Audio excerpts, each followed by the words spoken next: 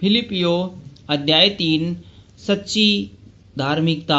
इसलिए हे मेरे भाइयों, प्रभु में आनंदित रहो। वही बातें तुमको बार बार लिखने में मुझे तो कोई कष्ट नहीं होता और उसमें तुम्हारी कुशलता है। कुत्तों से चौकस रहो, उन बुरे काम करने वालों से चौकस रहो, उन काट कूटने करने वालों से चौकस रहो, क्योंकि खतना वाले तो हम हैं ही जो परमेश्वर की आत्मा की अगुवाई से उपासना करते हैं और मसीह यीशु पर घमंड करते हैं और शरीर पर भरोसा नहीं रखते। पर मैं तो शरीर पर भी भरोसा रख सकता हूँ।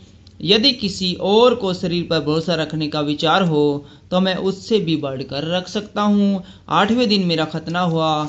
इज़राइल के वंश और बिन्यामीन के गोत्र का हूँ, इब्रानियों का इब्रानी हूँ। व्यवस्था के विषय में यदि कहो तो फरीसी हूँ, उत्साह के विषय में यदि कहो तो कलीसिया का सताने वाला, और व्यवस्था की धार्मिकता के विषय में यदि कहो तो निर्दोष था।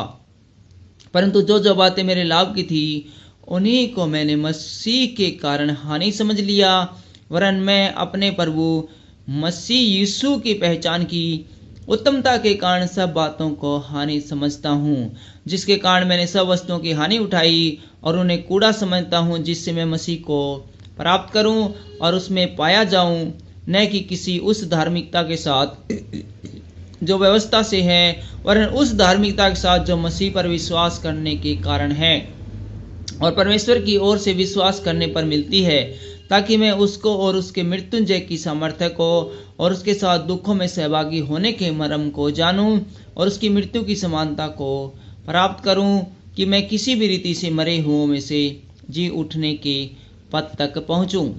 निशाने की ओर दौड़ना। यह मतलब नहीं कि मैं पा चुका हूं या सिद्ध हो चुका हूं, पर उस पदार्थ को पकड़ने के लिए दौड़ा चला जाता हूं जिसके लिए मसीह यीशु ने मुझे पकड़ा था। हे भाइयों, मेरी भावना यह नहीं कि मैं पकड़ चुका हूं, परंतु केवल यह एक काम करता हूं कि जो बातें पीछे रह गई उनको भूलकर आगे की बातों की ओर बढ़ता हुआ निशाने की ओर दौड़ा चला जाता हूं, ताकि वह इनाम पाऊं जिसके लिए परमेश्वर ने मुझे मसीह यीशु में ऊपर बुलाया है। हम में से जितने सिद्ध हैं यही विचार रखें, और यदि किसी बात में तुम्हारा और ही विचार हो तो परमेश्वर उसे भी तुम पर प्रकट कर देगा।